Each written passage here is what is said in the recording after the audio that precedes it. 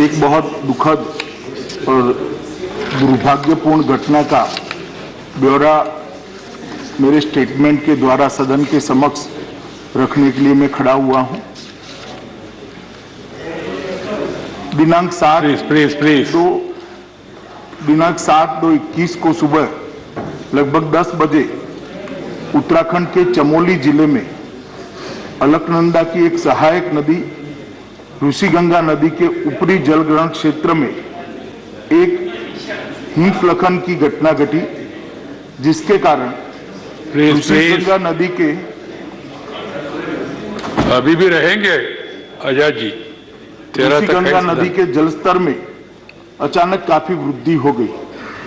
ऋषिगंगा नदी के जलस्तर में वृद्धि के कारण आई बाढ़ से 13.2 मेगावाट की कार्यरत छोटी जल विद्युत परियोजना पूरी बह गई। इस अचानक आई बाढ़ ने निचले क्षेत्र में तपोवन में धौलीगंगा नदी पर स्थित एनटीपीसी की निर्माणाधीन 520 मेगावाट की जल विद्युत परियोजना को भी नुकसान पहुंचाया है। उत्तराखंड सरकार ने यह बताया कि बाढ़ से निचले क्षेत्र में अब कोई खतरा नहीं है और साथ ही साथ जल स्तर में भी कमी आ रही है। केंद्र और राज्य की सभी संबंधित एजेंसियां स्थिति पर कड़ी निगाह रखे हुए हैं। 7 फरवरी 2021 के उपग्रह डेटा के अनुसार ऋषिगंगा नदी के जलग्रहण क्षेत्र में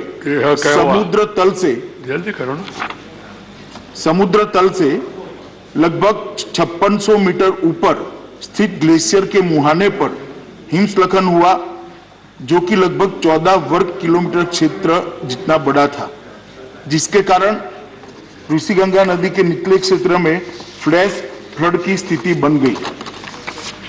उत्तराखंड सरकार से प्राप्त सूचनाओं के अनुसार अभी तक 20 लोगों की जानें जा चुकी हैं। ये आंकड़ा महोदय मैं थोड़ी स्पष्टता करना चाहूं तो कल शाम 5 बजे तक का है, वो बदलता रहता है, और 6 लोग घायल हैं। प्राप्त जानकारी के अनुसार 197 व्यक्ति लापता है, जिसमें एनटीपीसी के निर्माणाधीन परियोजना के 139 व्यक्ति, ऋषिगंगा कार्यरत परियोजना के 46 व्यक्ति और 12 ग्रामीण शामिल है। राज्य सरकार ने यह सूचना विभिन्न स्रोतों के माध्यम से इकट्ठा की है, जिसमें परिवर्तन संभव है। एनटीपीसी परियोजना के 12 व्यक्तियों को एक टनल के अंदर से सुरक्षित बचा लिया गया है। ऋषिगंगा परियोजना के भी 15 व्यक्तियों को घटना के समय ही सुरक्षित बचा लिया गया है। एनटीपीसी परियोजना की एक दूसरी टनल में लगभग अंदाजन 25 से 35 लोग फंसे होने का अनुमान लगाया जा रहा है। इस टनल में फंसे हुए लोगों को सुरक्षित निकालने हेतु बचाव अभियान युद्ध स्तर पर जारी है। साथ ही साथ लापता व्यक्तियों को ढूंढने का कार्य भी बड़े पैमाने पर किया जा रहा है। राज्य सरकार ने जान गंवाने वालों के परिजनों के लिए 4 लाख रुपए की सहायता की घोषणा की है।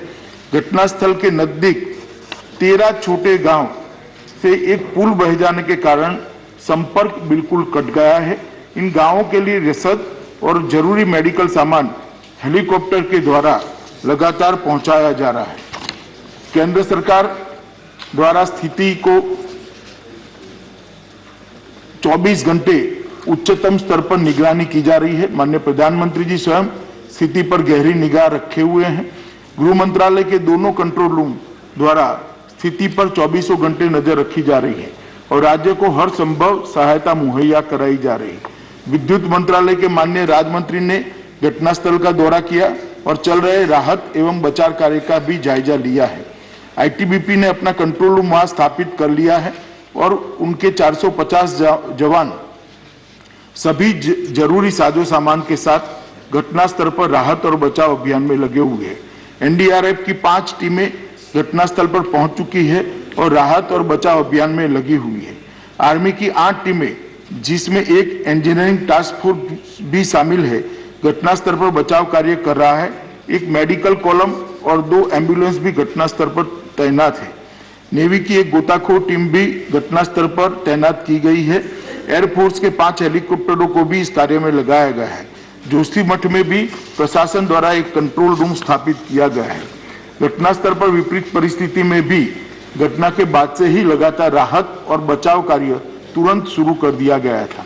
टनल में फंसे लोगों को बाहर निकालने के लिए रात भर के अथक प्रयास के बाद आर्मी द्वारा टनल के मुंह पर पड़े मलबे को साफ कर लिया गया है।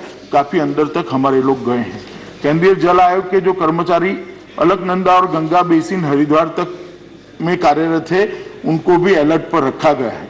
सशस्त्र सीमा बल की एक टीम भी घटनास्थल पर पहुंच चुकी है। डीआरडीओ की एक टीम हिमस्खलन की निगरानी करती है, घटनास्थल पर वो भी पहुंच चुकी है।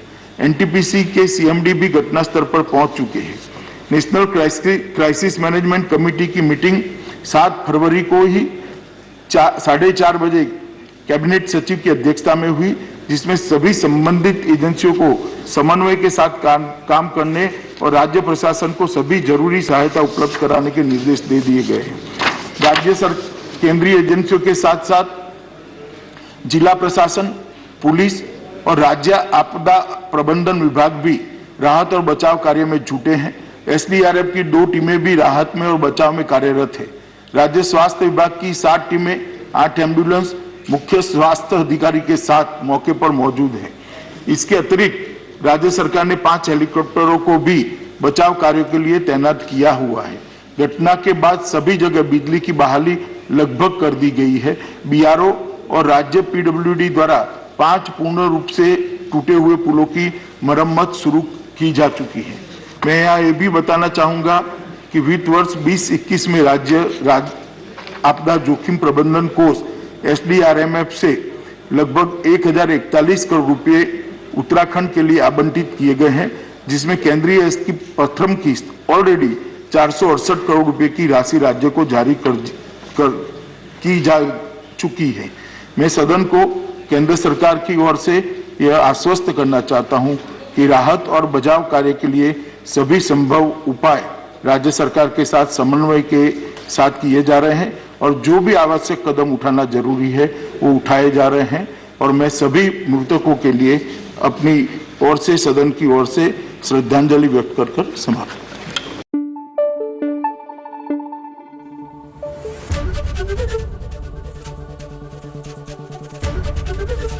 एबीपी गंगा, खबर आपकी, जुबान आपकी।